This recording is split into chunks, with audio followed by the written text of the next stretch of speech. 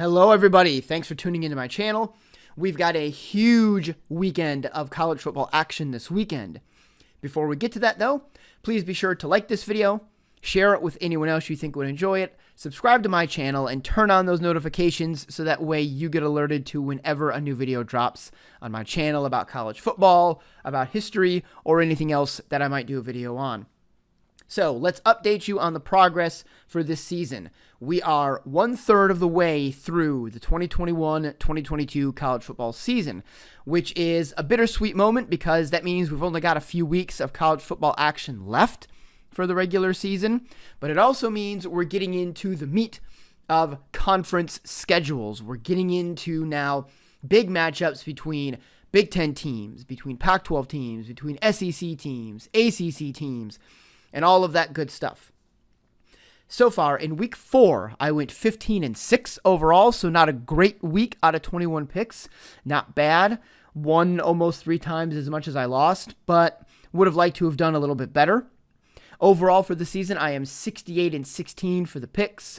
I went 1-1 in my top 25 picks in the 2 games last week, for an overall score of 8-4 for the top 25 matchups. There were no top 10 matchups last week, so I remained 2-0 in top 10 picks. This week, however, we have 2 absolutely titanic top 10 matchups. A huge matchup between the number 1 team in the nation and the number 12 team in the nation, and a 4th top 25 game coming out of the Big 12, along with a lot of other interesting matchups between ranked and unranked opponents. Got a lot of games to talk about, a lot of games that I did research on, so let's dive right into this, shall we? First up, we've got the number 1 team in the nation, Alabama, hosting the Ole Miss Rebels, coming off of a bye week, who are ranked number 12 in the nation. Ole Miss is burning it up on offense. They're averaging 52 points a game, 299 rush yards, 337 passing yards. They're only 39% on third down, though. They are 83% when they get into the red zone. Their defense has been playing well to this point. They're only allowing 136 rush yards a game, 209 passing. But they've racked up 107 penalty yards per game. And when you're playing the number 1 team in the nation, the Alabama Crimson Tide, you cannot make that many mistakes. You've got to play a nearly flawless game in order to win. Bama, meanwhile, they're not too far behind, 47 points a game on offense, only 152 rush yards a game, which I think is a little bit low for Alabama, but 314 pass yards a game. Bryce Young has been playing very well. They're 53% on third down, so when it matters the most, they're converting more than they're failing. And they're scoring on 95% of their red zone trips, so that's pretty good. On defense, they're only allowing 18 points a game as opposed to Ole Miss's 20. They're letting up 121 rush, 168 pass, and they've got 6 interceptions on the year just in the first 4 games, so that secondary knows how to take the ball away. This is a tough one because it's hard to go against Nick Saban in Alabama, especially since Saban is undefeated against former assistant coaches. Lane Kiffin, Ole Miss's coach, is a former offensive coordinator for Alabama. Alabama also doesn't seem like they're falling into the same trap that a lot of other top teams have fallen into. Clemson's got 2 losses now. Ohio State just doesn't look bad, just doesn't look good. Oklahoma just doesn't look good. It seems like there are some teams that we thought were just going to be shoo-ins for the college football playoff that are just struggling. Georgia's beating the crap out of just about everybody with that good defense, but their offense is just nowhere near what it needs to be, or what, probably to hang with the likes of the Alabamas of the world. Ole Miss is kind of the new kid on the block. Everyone's talking about Ole Miss. A lot of pundits on various sports networks like ESPN have been saying they think Ole Miss is better than a 12th ranking and that they've been better all year. They drubbed Louisville, who is playing decent now in the beginning of the season. But this is going to be a major test for them, and it's on the road at Alabama. Alabama is more battle-tested, I think, than Ole Miss is, because they went on the road in a hostile environment at Florida, and they escaped with a 2-point win. However, I think in this one, for whatever reason, and I'm still not 100% sure, my gut is leaning towards Ole Miss on this one. Nick Saban, as I mentioned, has the streak about winning against former assistant coaches. I think Lane Kiffin gets him this time. I think Ole Miss goes on the road. I think this is a high-scoring affair. I don't think there's much defense in this game. I think this looks like an old Big 12 game, like Oklahoma, Texas Tech style, 1,000 yards of offense, 50, 60 points on either side. I think Ole Miss and that high-speed offense is going to wear down Alabama's defense just enough that they can escape. And Bryce Young played well against Florida. I'm still waiting for a time when the inexperienced young man is going to make some mistakes. And I think he makes a mistake or two in the game against Ole Miss. So I'm calling an upset right off the bat for the Week 5 picks. I'm going with Ole Miss over the Alabama Crimson Tide. One of the big top 10 matchups of the week is the number 2 Georgia Bulldogs taking on the number 8 Arkansas Razorbacks. Arkansas is another one of these teams. Them and Ole Miss are kind of like the darlings of the SEC right now. Arkansas had a huge win against Texas at home. They beat Texas A&M again at home. This time, though, they're going on the road to take on probably the best defense in the entire country, and that's the Georgia Bulldogs defense. Georgia's offense, even though I said a moment ago they just don't look great, they're scoring on average 42 points a game, but that's because they've been feasting on teams that are subpar, and they're racking up points against them. They only managed 10 points when they faced another good defense in Clemson earlier in the season. They're rushing for 177 a game. They're throwing for 278 a game. They're 54% on third down. Their defense is allowing 6 points per game. I mean, these defensive stats are insane. They're allowing only 6 points a game, 70 rush yards a game, 116 pass yards a game to opponents. Their opponents are only completing 28% on third down. And they've only had 4 attempts in Georgia's red zone in 4 games. So they're literally only letting their opponents get into their own red zone once per game so far. That stat in an era of high-flying, high-powered offenses is amazing to me. Arkansas, meanwhile, they're averaging 36 points a game. They're rushing for 261. They're only throwing for 219, so it's a balanced offense that's run heavy. They're converting on 35% of their third downs, and they're 89% in the red zone. On defense, they're only letting up 15 points a game, 123 rush, 144 pass a game, 28% on third down, just like Georgia. So Arkansas doesn't have necessarily a slouch of a defense. They're certainly not as good as Georgia, but really nobody's as good as Georgia right now. But they're pretty good in their own right. This game's between the hedges. It's in Athens, Georgia. Arkansas comes into this game feeling confident. Coach Sam Pittman is almost certainly telling his team that they're getting disrespected because they're not favored in this game. People are thinking Georgia's going to run through them. That's going to be what he hopes is a good motivating tactic. I just can't go against that Georgia D, though. I'm just not sure. I've seen Arkansas play a little bit against Texas. I'm just not sure how much I trust them going up against an absolutely world-class defense that Georgia's bringing to the table. I think this is a low-scoring affair because, as I said, Arkansas's defense is no slouch. Georgia's offense has trouble scoring points against good defenses. Georgia's defense keeps opponents from scoring points in general. So I think this is a low-scoring affair as opposed to the Alabama-Ole Miss game. I think there's a lot of defense here, but I think Georgia's offense does just enough, and I think their defense turns the ball over once or twice, gets them an advantage, and I'm going with the Georgia Bulldogs in this one. Number 3, Oregon. They are on the road at Stanford. I don't think I have any, no, I didn't do any research in this game. Oregon, it just looks too good. Stanford, I don't know what I'm going to get from Stanford. Am I going to get the team that basically laid an egg against Kansas State at the beginning of the season? Or am I going to get the Stanford team that blew out USC at home a week or two later? Oregon, I know what I'm getting. I'm getting a team that can play solid defense, maybe not great defense, but solid defense. I'm getting a team that is going to run the ball down your throat. I'm getting a team with a dynamic quarterback in Anthony Brown Jr., 2 stellar running backs. I think I'm going to go with Oregon in this one, despite the fact that it's on the road. Nobody shows up at Stanford games anymore. I was watching some Stanford games, and just that stadium is empty, and it's ridiculous. Number 4, Penn State at home versus Indiana. Indiana, I don't think is as good as people had thought that they would be this season.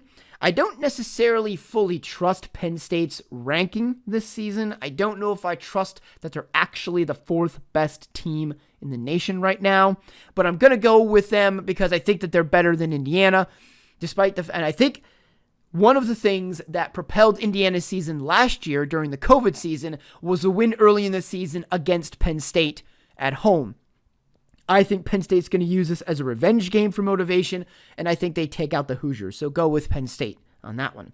Number 5, Iowa going on the road against the undefeated Maryland Terrapins. I will say that again. Number 5, Iowa going on the road against the undefeated Maryland Terrapins, who beat a West Virginia Mountaineers team that gave Oklahoma all they could handle this past weekend. Iowa is coming in scoring 32 points a game, which was kind of amazing to me because Iowa's offense is nothing to write home about because they're only rushing the ball for 177 a game, throwing it for 198 a game. They're only 34% on third down. That defense, though, while not Georgia caliber, is pretty good. 16 points a game, 108 they let up on the ground, 206 in the passing game. Their opponents are converting on 30% of their 40% of their third downs, which is better than Iowa's offense. But they've got 11 interceptions and 22 sacks in 4 games.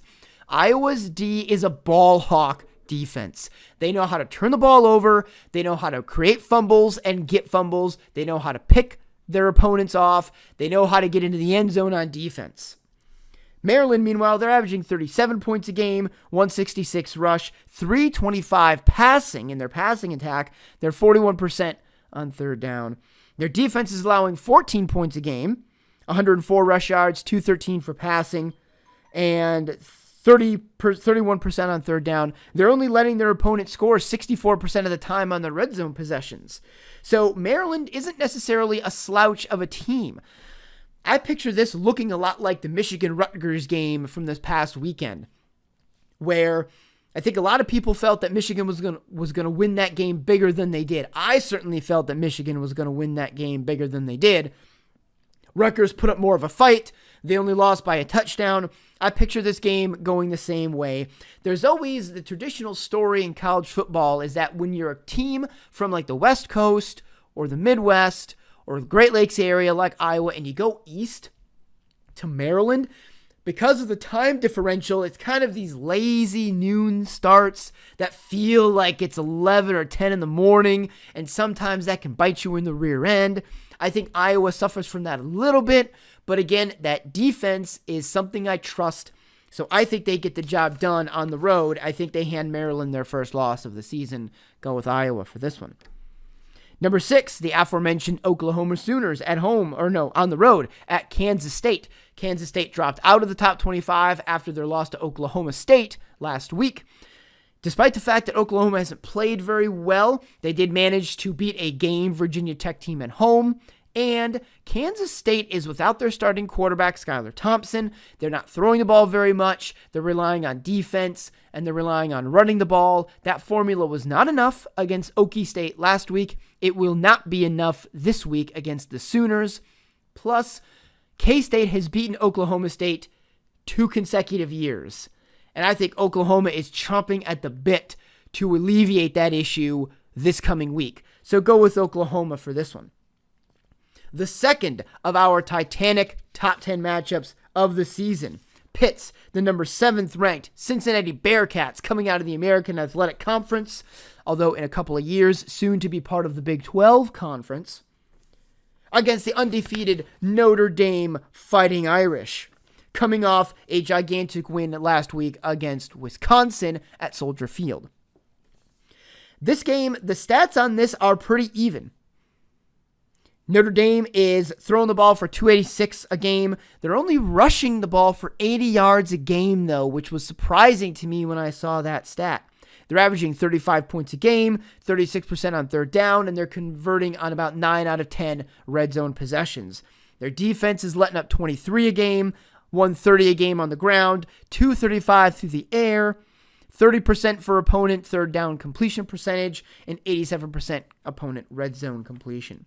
Cincinnati, meanwhile, they're racking up 43 points a game, 165 on the ground, 255 through the air, 37% third down conversion, and 93% red zone scoring opportunities for the Bearcats. Their defense is pretty good, only allowing 15 points a game, 138 rushing yards a game, 161 passing a game, 35% completion percentage on third down for their opponents, and they're only letting their opponents convert 45% of the time when they get in to Cincinnati's red zone. Last week, Notre Dame won 41-13 over Wisconsin. But going into the fourth quarter, that game was 13-10 Wisconsin. Wisconsin made a ton of mistakes, 2 pick sixes, a fumble from quarterback Graham Mertz, a kickoff return for a touchdown. They just absolutely fell apart. The wheels came off that train in the fourth quarter. Cincinnati, I think, is more disciplined. I think I mentioned before that Notre Dame had a tough stretch of games against Wisconsin, then home against Cincinnati, then against Virginia Tech next week. And I said I didn't think they would get through that stretch of 3 unbeaten. I think this is the game that they're going to lose. It's at home. Notre Dame is a big-time opponent. I am very nervous about this pick because I'm struggling to determine if I really think Cincinnati is going to win this game or if this is more of a situation where I just want Cincinnati to win this game. I desperately want Cincinnati to win this game because I want a group of 5 school to stay ranked in the top 25 and have a shot at the college football playoff. And if Cincinnati can pull off the victory against Notre Dame, a top 10 team, and finish their conference undefeated, win their conference championship, if any of those teams above them stumble, it's going to be hard to look at Cincinnati and not say that they are at least deserving of getting close to a top 4 ranking.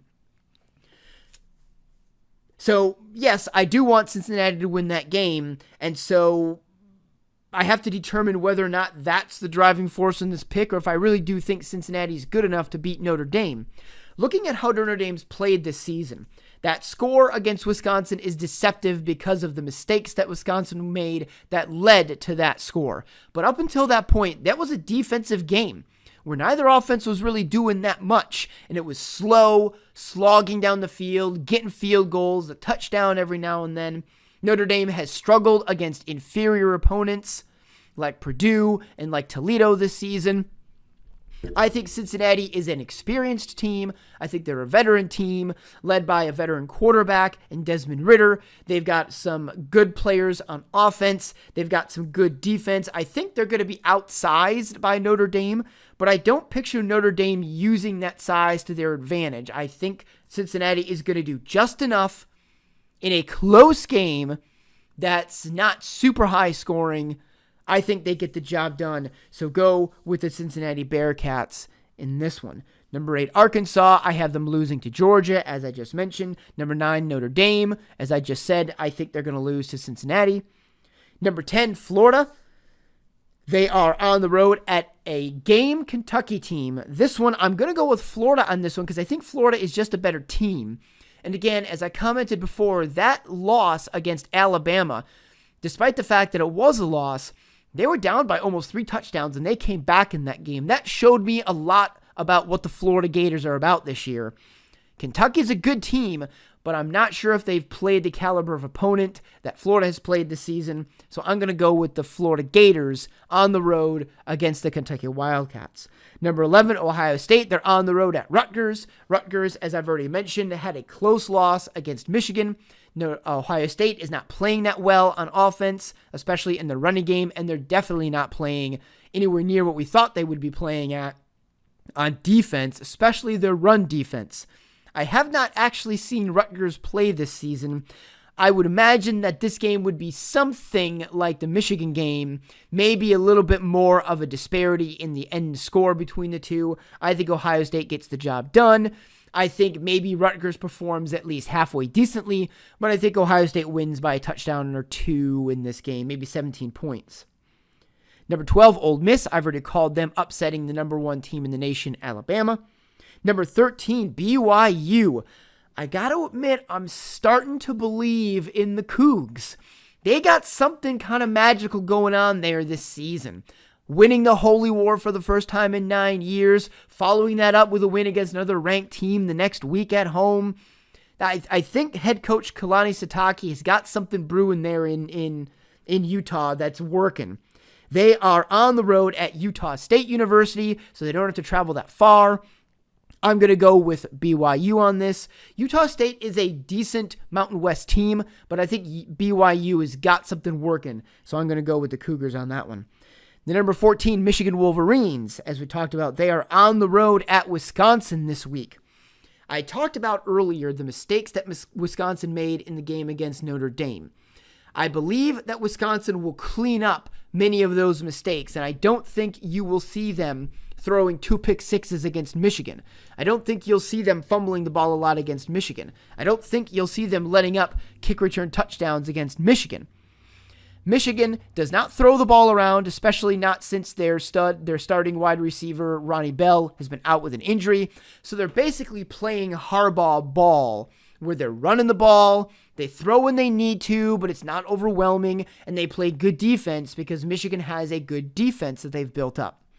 Wisconsin, I still don't think Wisconsin's found their identity yet, because I still don't think they have that stud running back. They haven't found that yet. They still do what Wisconsin does, and they still run the ball quite a bit. I picture this game looking very much like the Wisconsin-Notre Dame game looked until the fourth quarter. Low scoring, lots of defense, hard for each team to move the ball, a touchdown here, a field goal here. I think this game is close, but I think Michigan's running game and their defense are good enough that they're going to go into Wisconsin and they're going to get a win in Madison. So go with Michigan for that one. Number 15, Texas A&M, coming off a loss against Arkansas last week. They are home versus Mississippi State in the Fighting Mike Leaches. I think Texas A&M is good enough that they'll win this game. They played decently against Arkansas last week. They only scored 10 points because, again, their backup quarterback still seems like he's not fully in rhythm with the rest of their offense. Mississippi State and the air raid offense is not really working all that well for Mike Leach in the SEC. I think Texas A&M's defense stymies them enough that Texas A&M will get the win on this one, so go with the Aggies. Number 16, the Coastal Carolina Chanticleers. They are home versus Louisiana Monroe. I don't think I've ever seen Louisiana Monroe. I might have seen them one time early in this season. I like Coastal Carolina, though. I like their starting quarterback. He's very accurate. He makes very good decisions. So go with Coastal on that one. Number 17, the Michigan State Spartans, coming off of a week where I picked them to lose, and they went into overtime and won against Nebraska. So I am very happy to have gotten that pick wrong. They are home for homecoming weekend this weekend against Western Carolina. Do not underestimate the Hilltoppers, because Western Kentucky, can bite you in the rear end if you take them lightly. I do not believe Michigan State takes them lightly. I think Mel Tucker is building a new culture there. I think the kids are starting to buy into it. They're playing at a high level. I think Michigan State is going to win this game. Go with the Spartans. Go green, go white. Number 18, Fresno State on the road at Hawaii. The only time I've seen Hawaii play is when they got absolutely run over by UCLA. I don't know anything else much about Hawaii. I haven't really heard anything about Hawaii, so I'm guessing that they're kind of middle of the pack. Fresno State, I don't necessarily think they're a world-beating team, but I think they're good enough that they'll take out the Warriors, so go with Fresno State on this one. Another top 25 matchup, Oklahoma State taking on the Baylor Bears. Baylor coming off a big win against Iowa State last week. Oklahoma State coming off a win against ranked Kansas State last week. So both teams have some momentum going into this game. Baylor is racking up 43 points a game. They're rushing. Listen to these offensive numbers for Baylor. They're running the ball for 272 yards a game. They're throwing it for 218 yards a game. They're converting 9 out of 10 trips into their opponent's red zone and 35% of their third down conversions. I have to admit, though, that other than Iowa State, Baylor hadn't really played anybody this season. So that's probably part of the reason why they're racking up such good offensive numbers. Their defense is letting up 16 points a game, 141 on the ground, 149 through the air. They're holding their opponents to less than 1/3 of the third down conversions, but they are letting them score on 9 out of 10 trips into the red zone. Oklahoma State, meanwhile, is only scoring 26 points a game. They've got 144 on the ground rushing, 229 through the air. They convert on 45% of their third downs and 93% of their trips into the red zone. Their defense is holding opponents to 20 points a game. 87 rush yards a game is what they're allowing up. 225 through the air, 32% third down completion percentage for their opponents, and their opponents score 82% of the time they get into Oklahoma State's red zone. I saw some of the Baylor-Iowa State game, and I don't mean to bash Baylor too much on this, but again, I think Iowa State's just not the team that we thought they were going to be this season. So I'm not sure how impressive a win that really is. I think Oklahoma State has enough that they're going to beat Baylor this week. The game's at Oklahoma State, so they're on the road. I haven't really seen a whole lot of Oklahoma State this season either, so this game for me is kind of a toss-up. I don't really have a whole lot of eye test that I can use for either of these teams, but it just seems to me like Oklahoma State has a bit of a better schedule that they've played. I think they're a little more tested than Baylor. I think Baylor got up at home emotionally for a game against an Iowa State team that everybody thought was going to cruise through the Big 12 and have a big showdown against Oklahoma. I think Baylor was kind of looking at that going, well, we can play spoiler in this, and they got them. But I don't think they get Oklahoma State this week. Go with the Cowpokes on that one. Number 20, the UCLA Bruins taking on Arizona State and then fighting Herm Edwards at home. UCLA is scoring 39 points a game. They're rushing the ball for 194 yards behind Zach Charbonneau and that offensive line. They're throwing the ball for 234 a game, so it's a balanced offense behind Dorian Thompson-Robinson. They're converting on about half their third down possessions, and they're scoring nearly 9 out of 10 times when they get into the red zone. Their defense is letting up 25 points a game. They're only letting up 64 rush yards a game, which is pretty dang good, but they're letting up 330 passing yards a game. That ain't too good. Their opponents are converting 35% of third downs and 83% scoring in the red zone. Arizona State, meanwhile, is scoring 33 points a game, 212 rushing, 228 passing, so pretty balanced for the Sun Devil offense.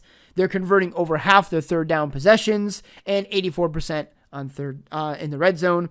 Their defense is letting up 16 points a game, 123 on the ground, 124 passing, 34% opponent third down conversions, and 9 out of 10 trips into the red zone their opponents score. I have UCLA in this one because I think UCLA is going to control the clock with their running game. I don't think they're going to give Arizona State enough of an opportunity for Jaden Daniels to sling the ball down the field and take advantage of perhaps a bit of a weak back end on the UCLA defense. I think they play ball control. I think they run the ball. I think DTR manages some passes when he needs to. I think they do enough to win in a tough Pac-12 showdown. So go with UCLA for that matchup.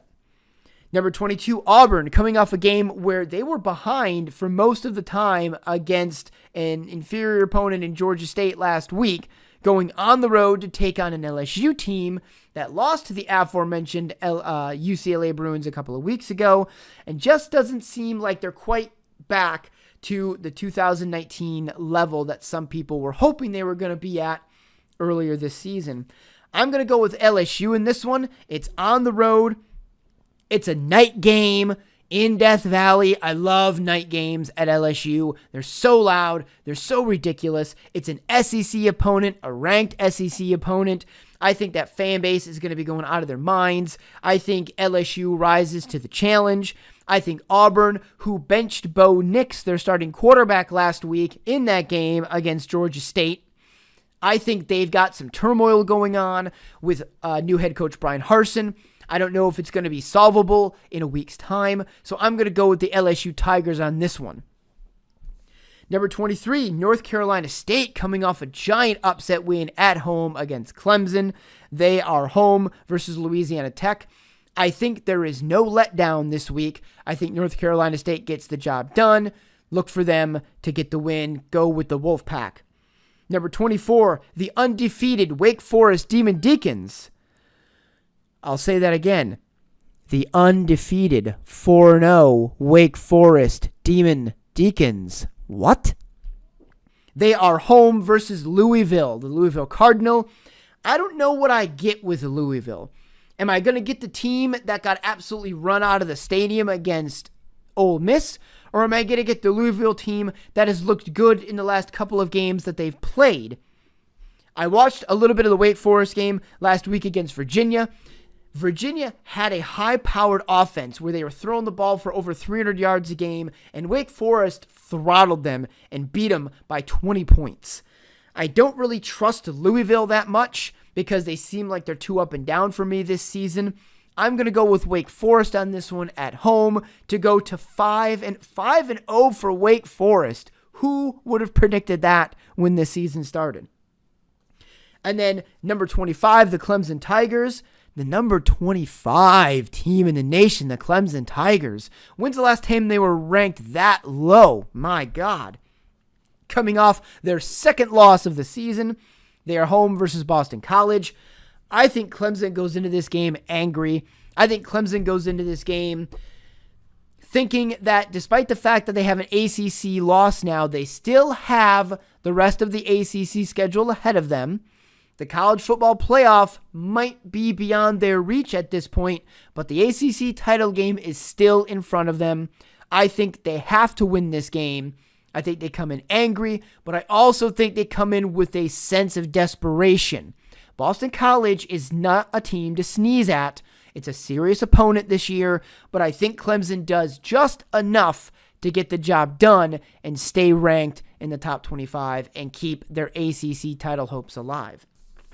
And that does it for this week's picks. We'll see how I do. I'm confident in many of these picks. I have my doubts about a couple of these picks, but we'll let you know how I go next week when I do the picks for week 6 of the college football season. So that does it. Thank you so much for tuning in. Be sure to like this video. Be sure to share this video. Be sure to subscribe to my channel and turn on those notifications so you get alerted to whenever a new video drops on my channel. Thanks so much for tuning in, everyone, and I'll see you all next time.